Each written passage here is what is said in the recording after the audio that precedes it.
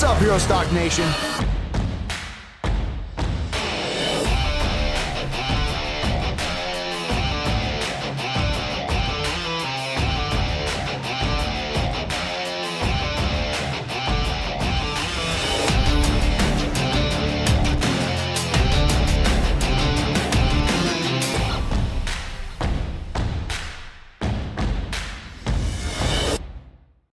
What's up, Hero Stock Nation? Welcome to the Roundtable where heroes talk.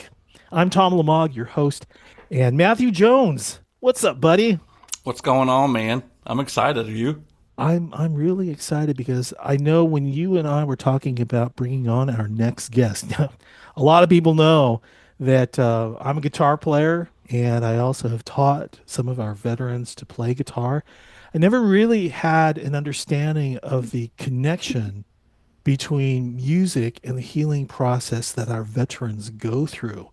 So I know when you had come to me and you had said, you know what, I've got a couple of people that I'd really like to bring on, the light bulb in my head went off. It's like, yeah, let's definitely get them on because have I got questions? You know, Tom, when you originally shared that thought with me about, I'm a guitar player and I don't really know how does this connect. I remember an interview I did back when I was a patient going to the traumatic brain injury clinic there in Fort Richardson, and I did an interview, and one of the things I said was, when someone told me that music could be used as a form of therapy for TBI and PTSD, I laughed that off. I thought it was silly, like no way. And then I'll tell you what, the person we're bringing on the show today, she told me, she's like, would you just stop like getting in your own way, like just trust the process here, And so I did. I mean, I fought her a little bit, but that's kind of how you have to do things. And I can't say enough about it. Here we are years after doing all this, and now I sit in a position where we're sharing stories of veterans, musicians, artists, poets. We're telling their stories, sharing them with the world, and part of that responsibility is for us to educate. So we'd be doing absolutely no service to anybody if we didn't, have people on here who work behind the scenes helping our nation's heroes do those things they need to do. So I'm super excited. We're joined by Danielle Kalseth and Logan Walton, who do incredible work using music and innovative approaches to help veterans and service members dealing with TBI, PTSD, and auditory challenges, and so much more. We've got an hour discussion ahead of us. Danielle, Logan, welcome to the roundtable. Thank you, Tom. Thank you, Matt. Danielle, let me go ahead and start with you. Can you share your background and maybe give us an idea of the work that you truly do just to kind of set the tone? I have my master's in music therapy from Florida State University, and I specialize in a form of music therapy called neurologic music therapy. And so that is really just using music to help increase neuroplasticity in the brain after a brain injury. So I primarily work with patients who have experienced typically like concussion, uh, maybe to moderate traumatic brain injury. And alongside of that, there's a lot of comorbidity with that. So a lot of psychological health conditions that come into play. So obviously, music therapy is a very non-pharmacological approach to working through some of the I guess dysfunctions that can happen after a brain injury. But yeah, so that's pretty much what I do. Okay. Logan, how about you? A little bit of your background. Yeah, so I'm Logan, excited to join you guys here. Let's see, I've always been an artist. I'm a visual artist. I am not a musician, unfortunately. That's not quite how my brain works. But I have a master's degree in art therapy from New York University, and I started this job in 2023, just after I finished my grad program. Here in the clinic, my role as the art therapist is to help, like Danielle said, work with our patients through TBI, post-traumatic stress, and other related behavioral health challenges. I do have a background in murals and community art, and I've been really lucky to start incorporating that into the patient care that we do here in our clinic. So getting people out involved and part of their communities is also another thing that Danielle and I really enjoy supporting. So let me ask you this then, both of you, and however you would like to, whoever would like to go first, is since you're working with veterans and you're both in the arts and music, have both of you served? And if so, love to hear some stories about that and how that's connected in with your passion with using music and art. I am, 100% civilian. And but 100%. 100%. That it was definitely a learning curve when I first started working with military. A lot of acronyms, a lot of acronyms. Mm. I still don't know some of them. I act like I do, but It's okay. I don't you know, remember most of them. right. So, but yeah, like it's definitely I feel I leave work every day feeling very fulfilled because of the fact that I can give back in a way that can help our military and our veterans. So like I feel like that is the number one thing for me is I definitely leave feeling very fulfilled with what I do. Logan, what about you? Have you served, and if or are you part of the civilian group here? I am also a super civilian. That's what I Are you call 100% myself. though? I have never served. My parents actually did not serve. They were also civilians as Uh, well. But I come from a long line of Army veterans on my mom and my dad's side, my grandparents and great grandparents, so on. Um, so yeah, growing up around veterans, having friends that later, enlisted, yeah, definitely learned a lot of like respect for veteran populations and the challenges that they go through. And I agree with Danielle. Our role, even though we are civilians, we are uniquely poised to support active duty and veteran populations. It definitely helps you feel part of a greater whole. Not just for the clinicians, but for the patients themselves. So, I'm going to jump in here, Tom. What's the thing that draws you towards music and what draws you towards art? Is it something that's been just a facet of your entire life, or is this something that you discovered and you grabbed a hold of it and now you're riding with it till the wheels fall off? So like music has obviously always been a very important part of my life. My parents said that I was whistling tunes before I could even really speak. Like I was whistling a tune constantly. I started singing like at a very early age, and I actually ended up getting into and nobody judged me for this, but I got into musical theater. Actually, my undergrad is in musical theater, and I know. I'm not Danielle, judging. I'm not judging. what Danielle, is if it makes you feel better, my undergrad is in painting. So, great pair?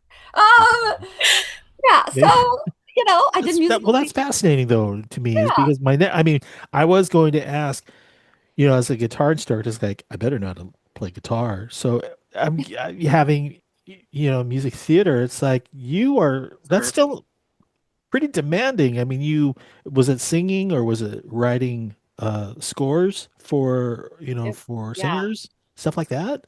It was like performing in musicals, Theatrical. like Fiddler on the Roof. I Mhm. was in and Bye Bye Birdie.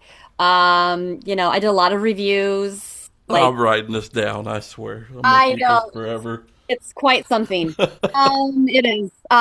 So I did that for like 12 years and I traveled all around and I say that I slept on a lot of couches. I ate a lot of like ramen and was lived that like starving actor kind of lifestyle. And then Right. I actually ended up doing a show in the interior of Alaska. And I didn't work for a cruise line company, but like on a ship, but I worked on their land resort and I did a theater show there. And I fell in love with Alaska. Like I just it was a place that just kind of brought me peace. And such a change from New York. And I'm from Florida originally. Anyhow, I'm getting down the weeds in this, but I decided that I just wanted, like, I felt very removed when I was doing theater. Like there was like that fourth wall that you could never break, and I hated that like feeling that I was getting so much from performing and singing and moving and connecting and bonding with my castmates. But it felt very removed from the people in the audience. And I just felt like there was more that I could give, and how I could do that with music. And so I found music therapy. And honestly, I thought that it was like, I thought you needed to be like a classical pianist or like a harpist or something to be a music therapist.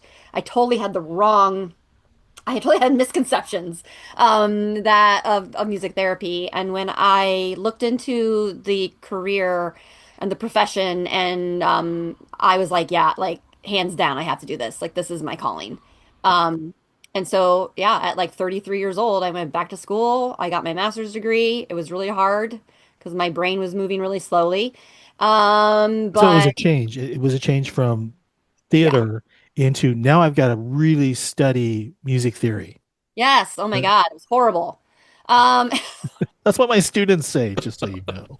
Oh, so now you know they're Weird. not lying. Yeah, and like I had to learn the guitar, and all these kind of things that like kind of later in my life. And but it was awesome. And yeah, so that's kind of I decided to move back to Alaska, and I got the job working at the military treatment facility here in Anchorage, and it was just it just feels like it's like the right fit for me. And those misconceptions of music therapy, like I get to share with so many people what music therapy is. I think I've had almost like 7,500 encounters, music therapy encounters since I started working here in 2017. Like that's 7,500 people. Did I say 7,500 people?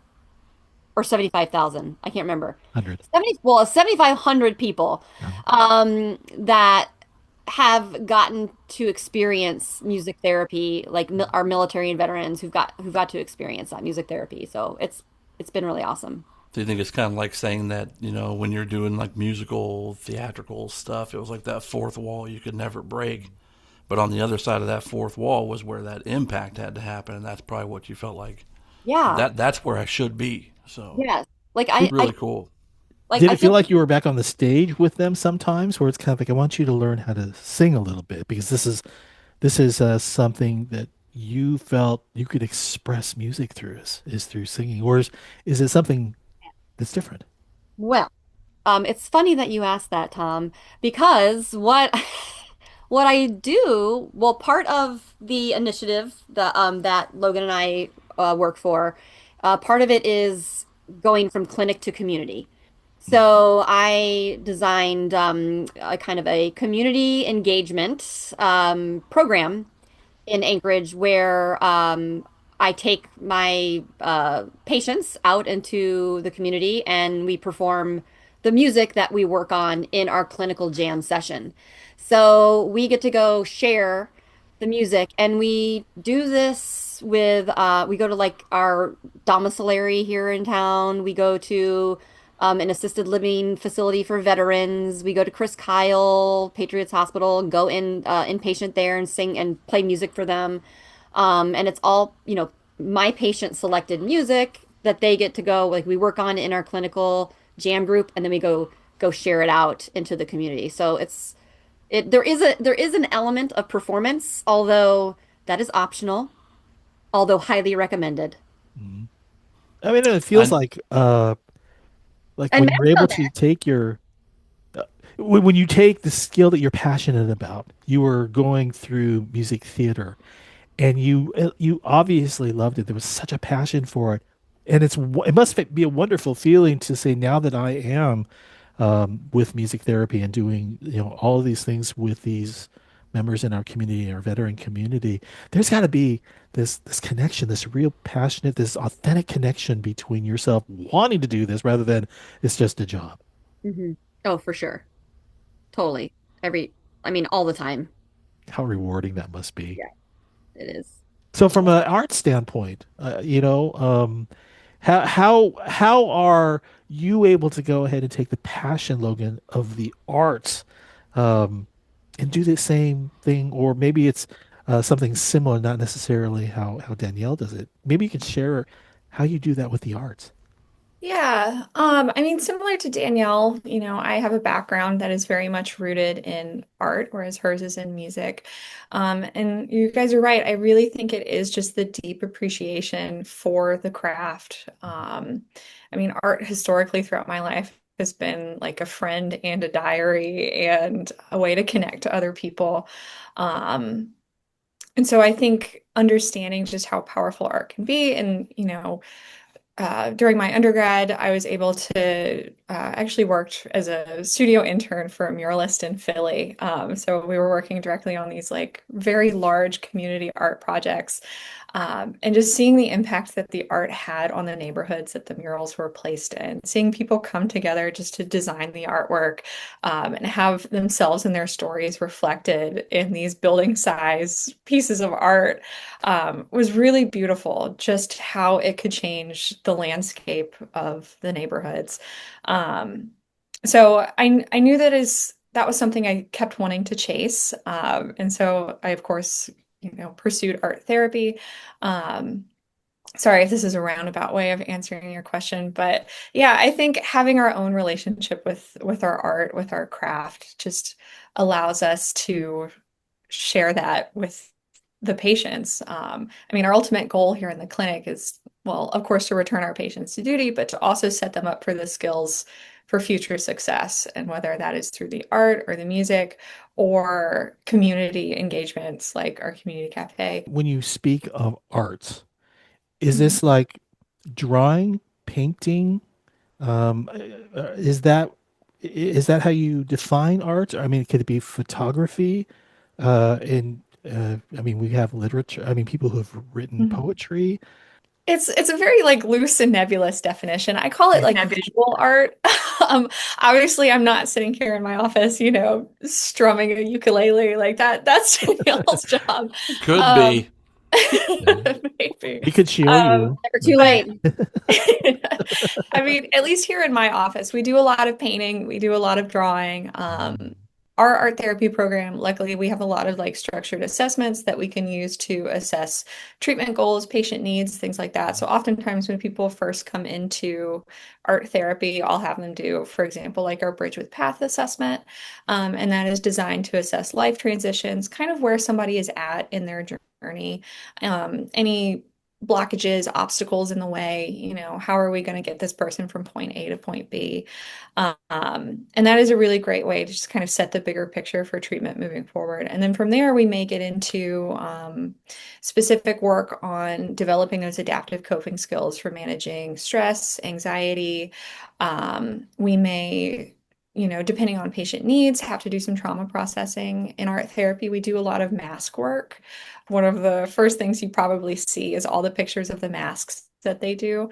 A lot of those come from Walter Reed, but we do a lot here as well.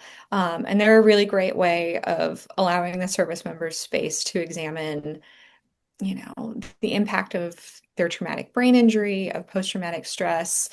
It's a great way of exploring like the face that the world sees versus the person that is kept within or even unable to express themselves.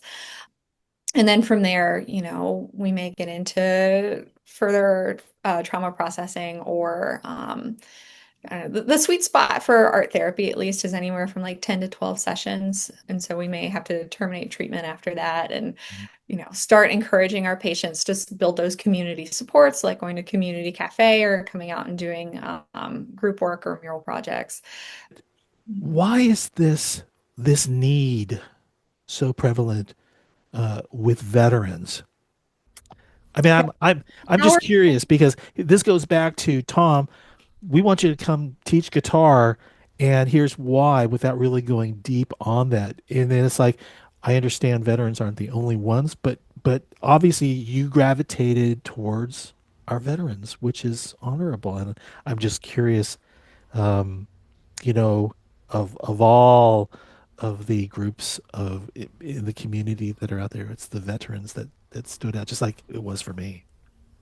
Yeah, well, I mean, there's definitely the invisible wounds of war, and that has something that is more prevalent in more recent wars. And um, having something, engagement in arts and music can really help with, like I said, the whole health wellness, right? So it helps on the biopsychosocial wellness of individuals. And a lot of our veterans, there's a very high suicide rate of our nation's veterans, and there's definitely a need for something that is healthy, something that encourages community and connection, and something where, it doesn't cost that much to go get a ukulele or get a guitar or some Or or some paintbrushes. some Yeah. paintbrushes and some paint, right? A watercolor set, I don't know, like whatever. Mhm. And there's just I don't necessarily want to I just want to say that there's preliminary results that show engagement in community art mu and music making can help with depression, isolation, and encourage peer support and community connection. I've Yeah. seen that in the guitar lessons that I've given. It's absolutely remarkable and fascinating to me to see like the light bulb turns on, and usually the comment that comes after that is, Tom, thank you. You have no idea how much you have changed my life. Mhm. And this is just me teaching them how to play the same instrument that I learned to play, several years ago and never thought anything of it. I'm just intrigued, Mhm. by that. Any comments on that, Logan, that, to add to what Danielle is talking about? Yeah, I mean, um, military populations just statistically are more likely to encounter certain challenges, like TBI, of course. A lot of our patients receive concussion due to like duty related injuries. Um, but also Alaska, I mean, we are in a unique position where we do have a lot of like slip and falls on ice that can happen, unfortunately. Yeah, I think the art, the music, particularly for veteran populations, I mean, so much of your identity and your self-image, especially while you're active duty, is wrapped up in being a soldier and being a service member. So there is a little bit of, I would say, like identity disruption when you leave the service. It's this like rediscovery of yourself because oftentimes you enlist very young. Um, some folks may enlist right out of high school. You're not quite the same level of an adult as you would be if you were to enlist later on.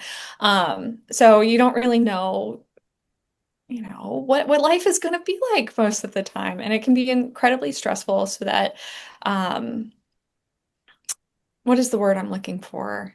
The separation process is incredibly stressful for a lot of our service members.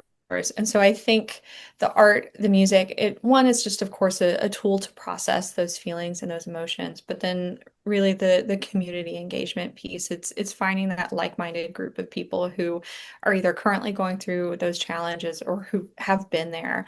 Um, that is really just an invaluable tool for those folks. And it shows.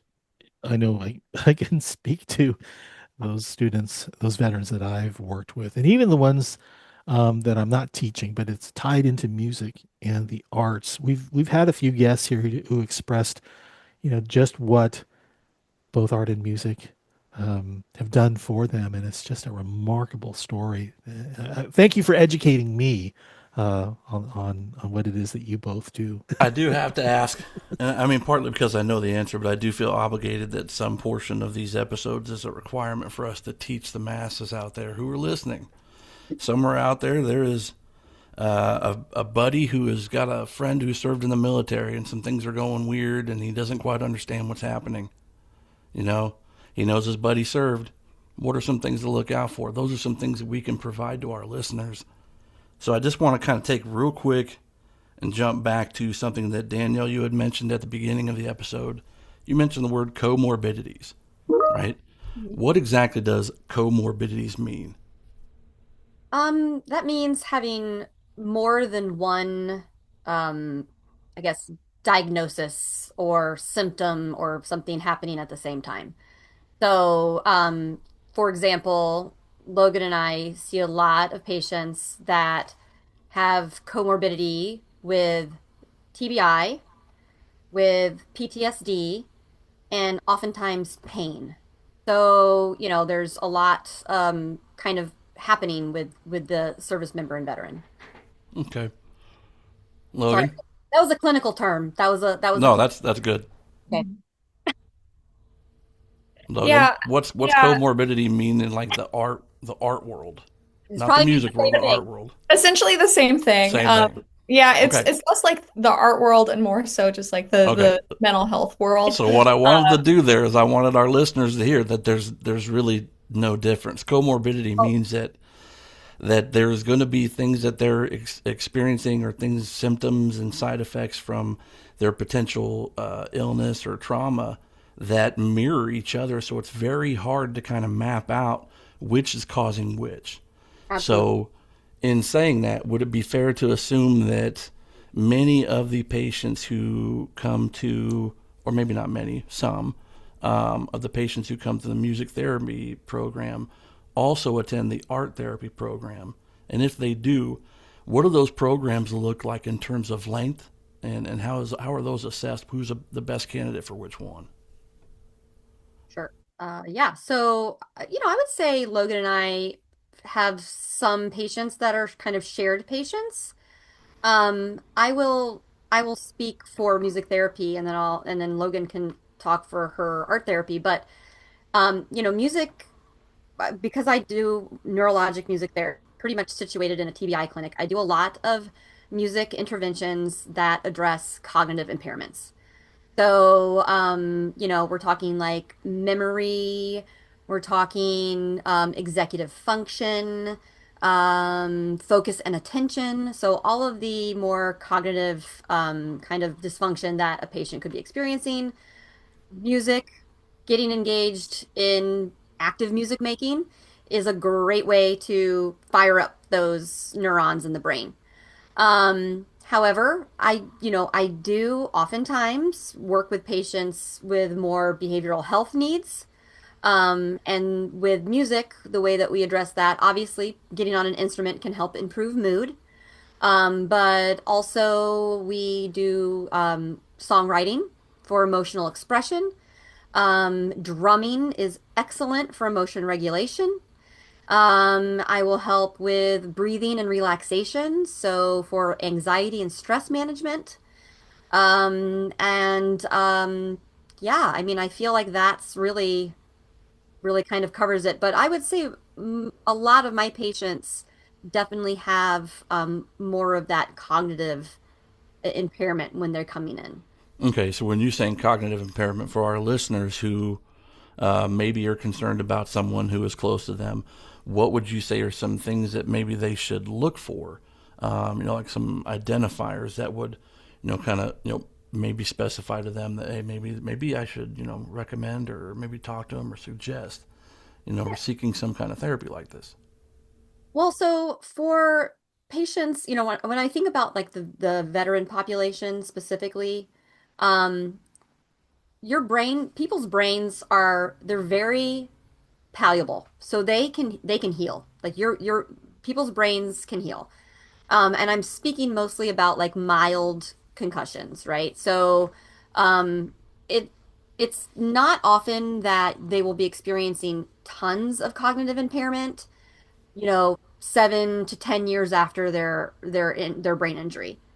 If they've had a lot of brain injuries, multiple brain injuries back to back, like or some really kind of big ones as far as like blast exposure, things along those lines from deployment, And those kind of things usually kind of come out in more behavioral health type, with a little bit more trauma related experiences. So I would say majority of my cognitive patients that I work with are pretty acute. So like they just recently had their brain injury, like after maybe 30 days, 30 to 60 days, something like that. And so we're really just trying to like fire it up, right? And make those connections again in the brain. However, with veterans, it's always a good thing because when we let our brain rest is when our brain gets slows down, right? So it's always a good thing to learn something new. It's like learning a new language, right? Or doing a crossword puzzle. It's just firing it up. But it's can be very enjoyable for a lot of patients. But yeah, I would say, really for our veterans is just kind of keeping an eye on mood, on frustration, on I would say kind of more trauma related experiences and how they are responding to those. Okay. Logan, would you answer that the same, or would you say that there's a kind of a different, more unique assessment on determining who's kind of best qualified for like a round of art therapy, so to say? Yeah, I think Danielle is uniquely poised as a neurologic music therapist to really address those cognitive issues with our patients. That is definitely something I do significantly less cognitive work than Danielle. My patients primarily are working through and navigating the emotional effects of TBI or post-traumatic stress or those other psychological health conditions. Here in the art therapy office, we of course do a lot of work around stress and anxiety management. We do a significant amount of trauma processing. I think I mentioned earlier that the masks are a very common tool, and specifically like military art therapy sessions for processing trauma. I currently run, this is part of our holistic um, recovery model that we have not only in our TBI clinic, but in other Intrepid Spirits and TBI clinics around the country. I do a co-treatment group with our occupational therapy program for anger and irritability management, which can be a very significant issue for many folks who are recovering from acute concussion or that long-term post-concussion syndrome. That stress tolerance, the threshold for the amount of anger that you can tolerate is very small. So really strengthening those skills where we can. Um, yeah, I do a lot of work around sleep. I am lucky that the Creative Forces program they developed their own art therapy protocol for working through nightmares. And then we have another art therapist in the network who also addresses sleep paralysis. And so he very graciously shared that protocol with me and that we do use sometimes here in the clinic. Um, but yeah, I think art therapy is a lot more focused on addressing the emotional challenges and building up those supports for our patients rather than the cognitive work that Danielle does. Could you step us through a typical session? I mean, it could be any of your sessions that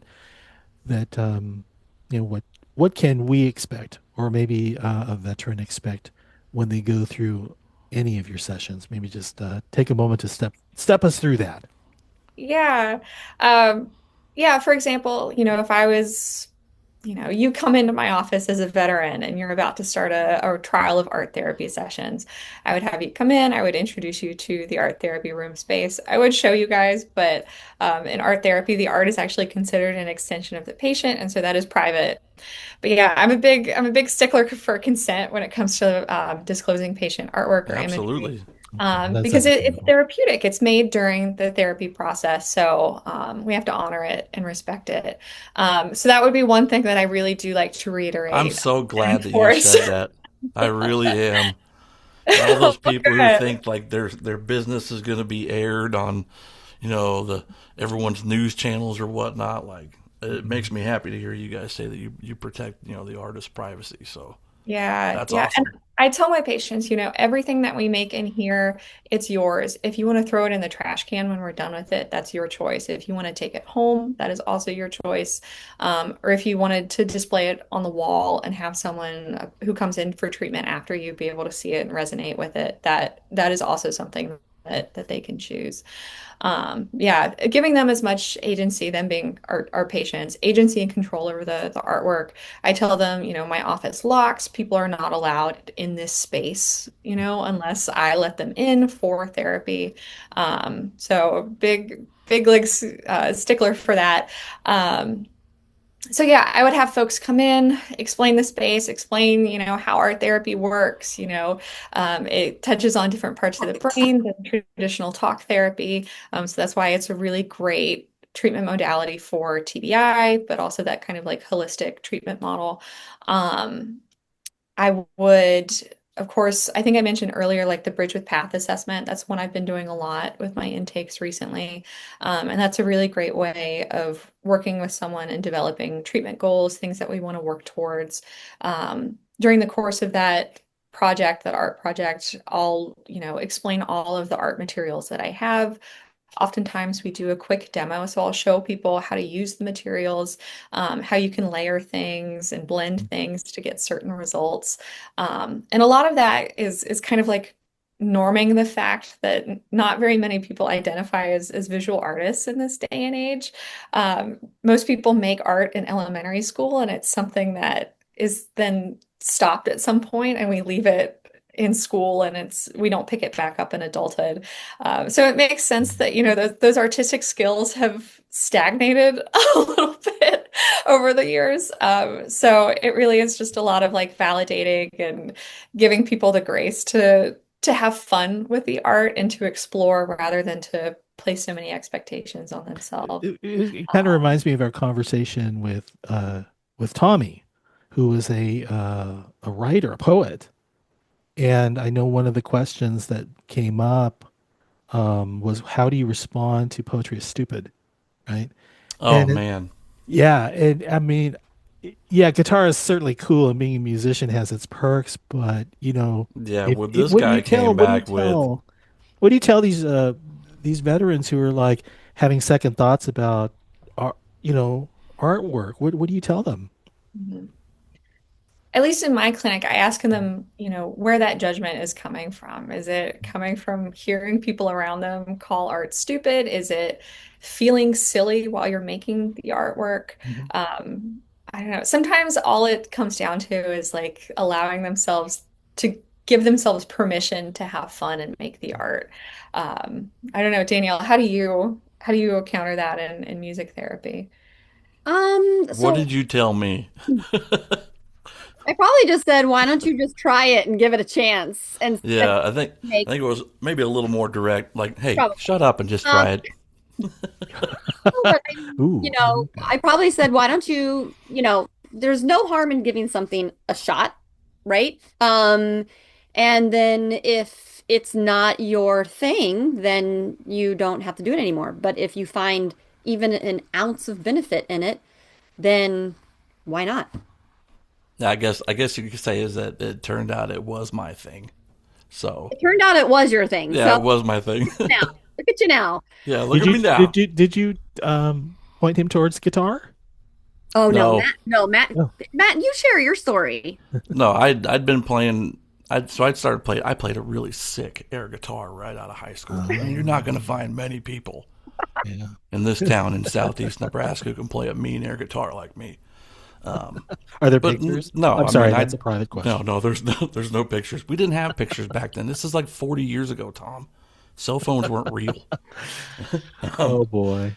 no, All right. I played shortly out of high school, and then I was in a country band and played bass guitar, and then I just really kind of hobby guitar playing, So when I sustained my TBI and wound up at Danielle's office, and she's talking about music therapy as a form of healing.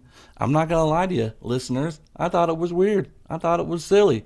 Like you're not gonna tell me music is gonna heal me. Man, I am the dumbest thing on this planet because the things that it healed was anxiety, stress, depression. All those things were detrimental to my overall health. So here I sit 6, 7, 8 years later with a smile on my face, and I got two people here who can share that with me.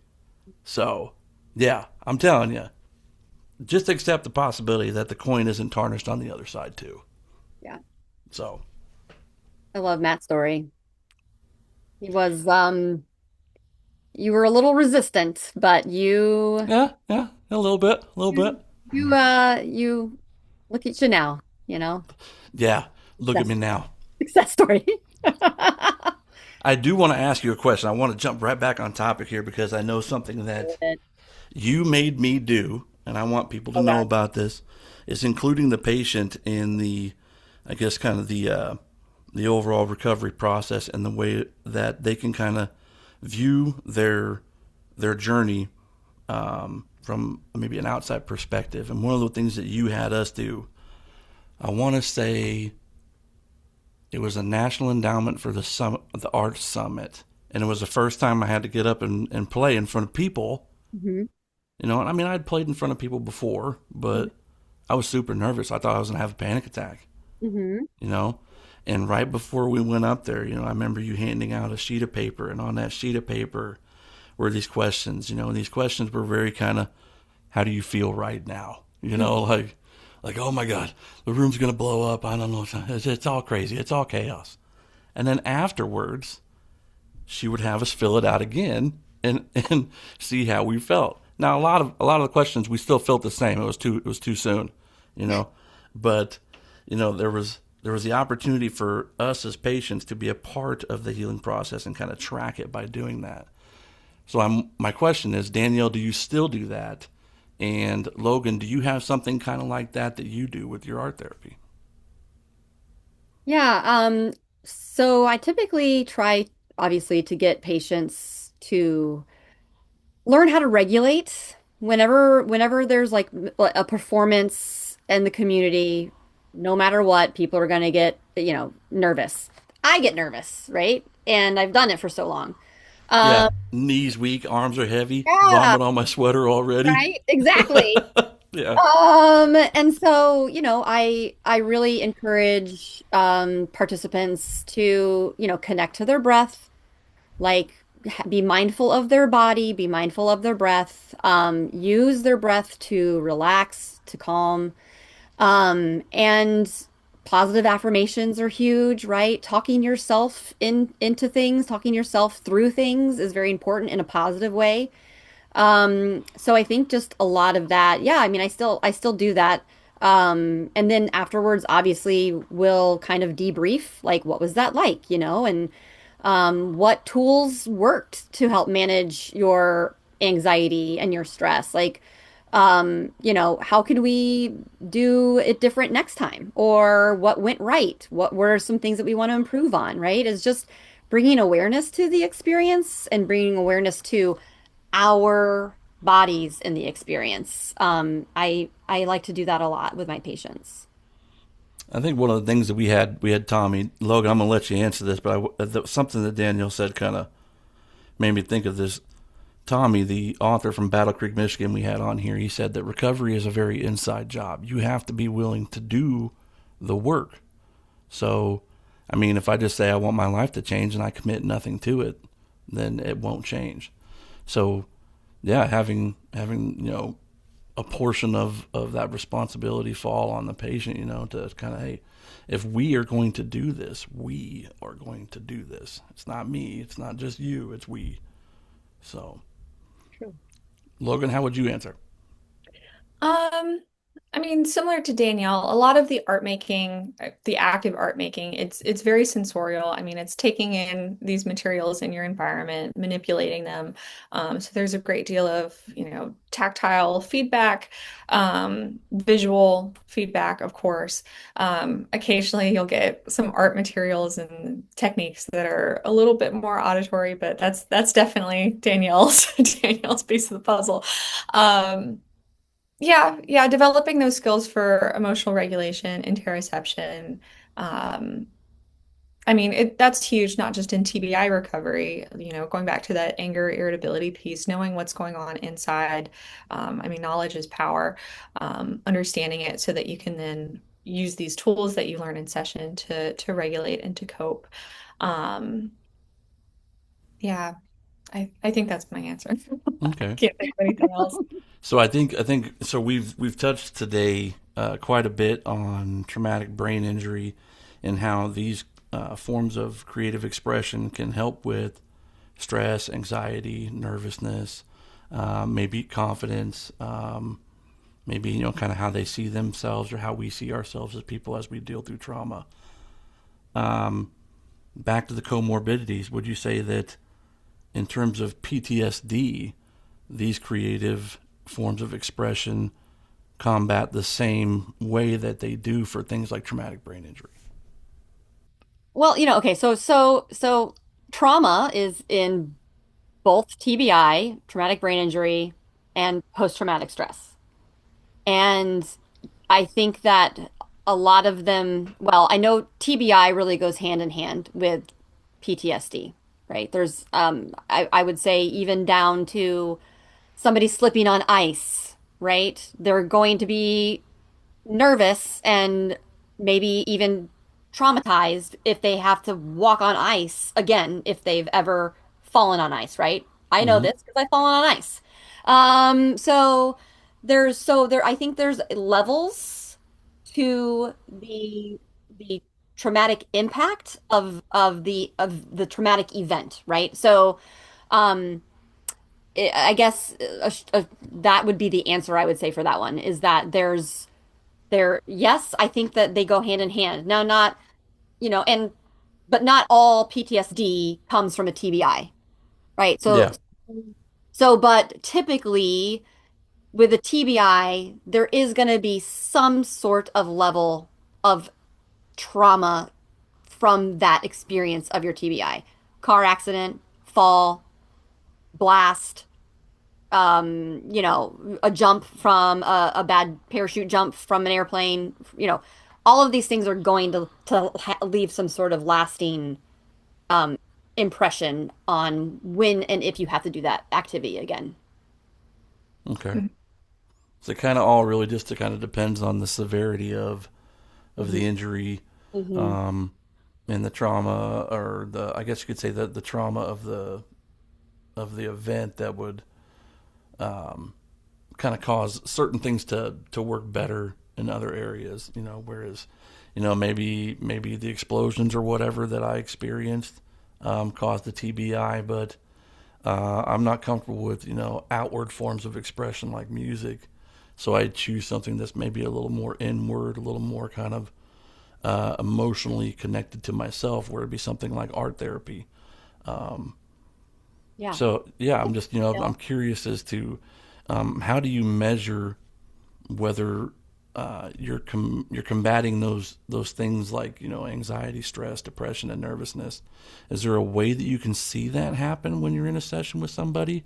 Does it come across as like an emotional reaction um, to something in the session? I mean, Yeah, I think that's a really good question. I mean, as mental health clinicians, like we're trained to be present in the therapeutic space and to hold a space for our patients to express themselves in a safe environment.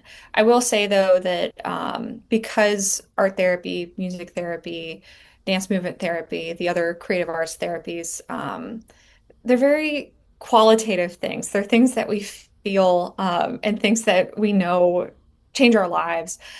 So coming up with that like quantitative data to support the why does this work? Let's put numbers and words to something that isn't rooted in numbers and words. It's really hard. And I think as an initiative, as a Creative Forces initiative, that's something that we've been really lucky to support. Our program does a lot of research into the creative arts therapies.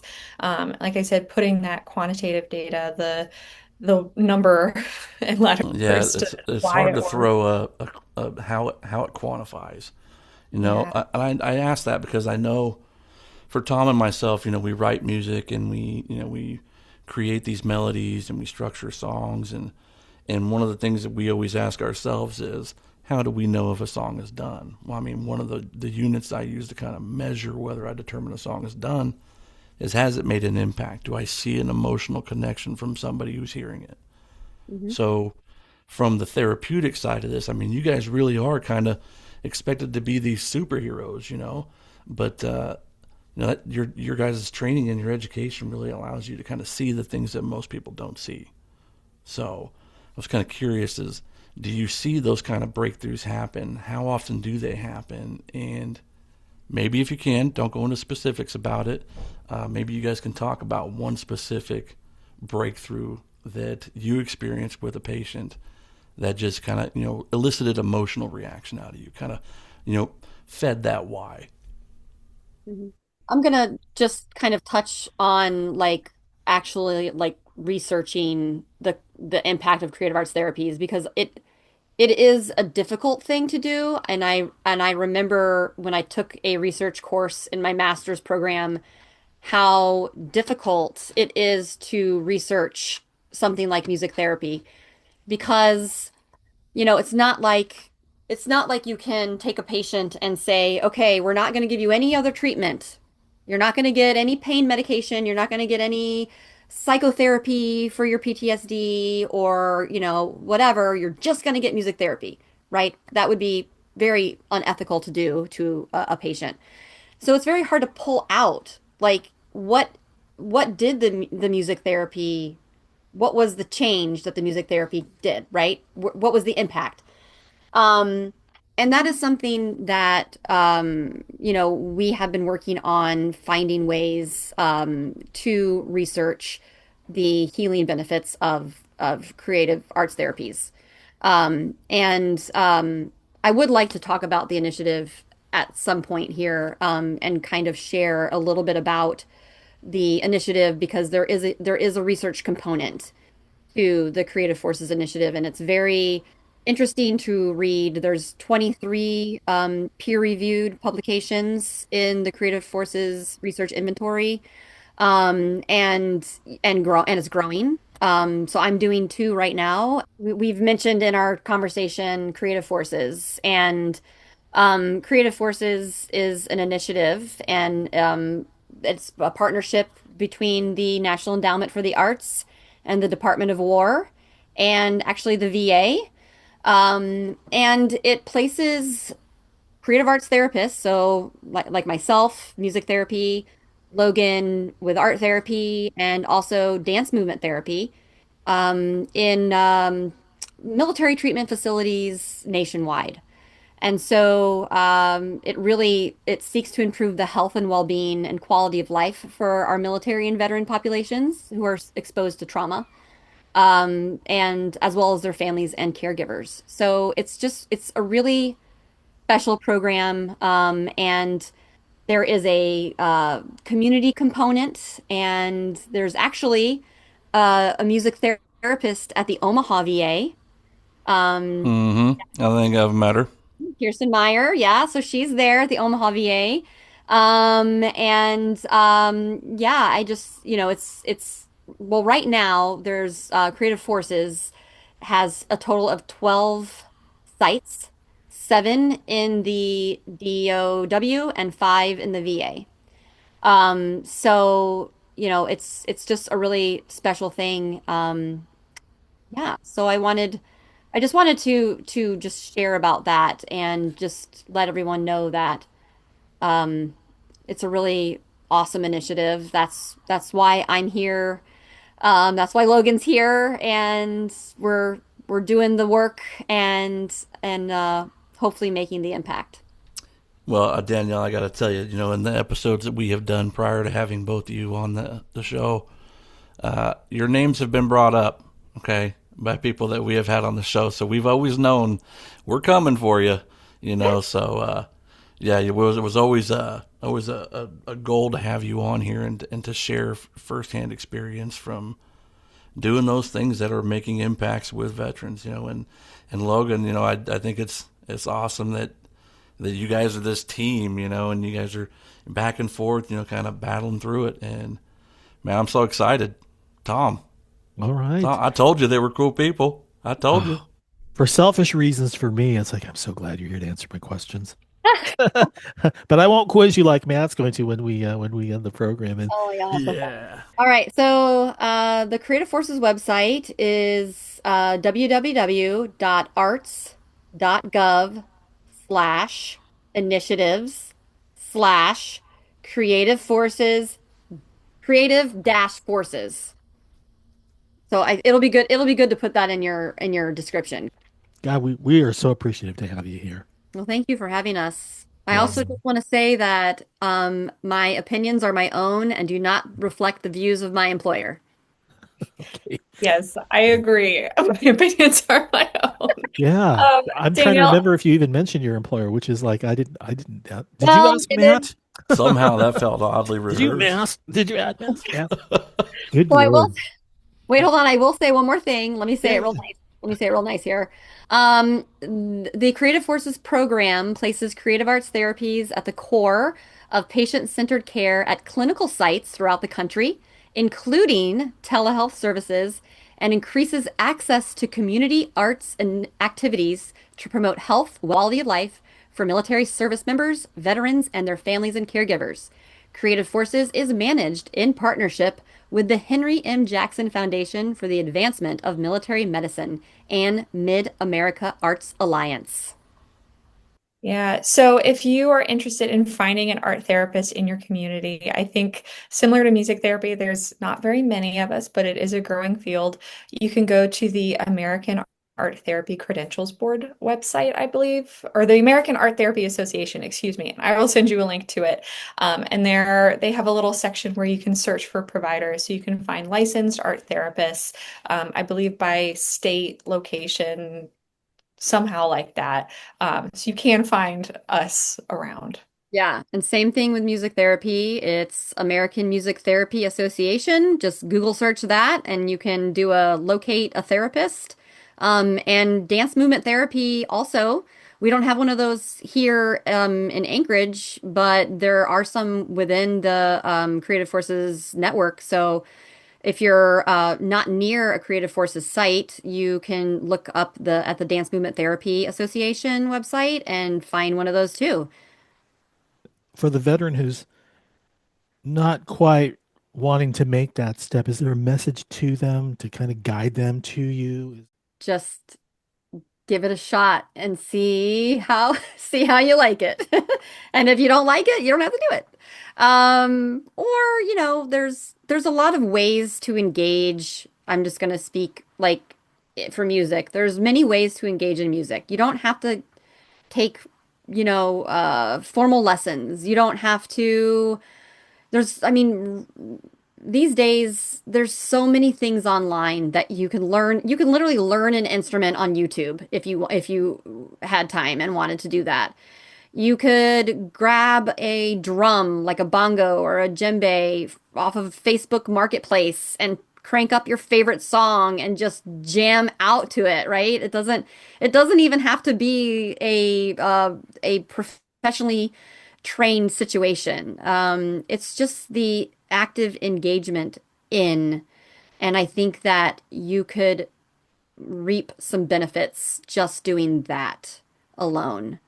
And then if you felt like you wanted to work clinically with someone, I would highly recommend looking on that AMTA website, the Music Therapy Association website, and find someone. There's also music therapists who work virtually. So you could do virtual music therapy clinical sessions. So there are ways. It's just, finding, I guess, I don't know, the want. Very Yeah. good. Very good. Danielle, Logan, thank you both for being here and for the amazing work that you're both doing.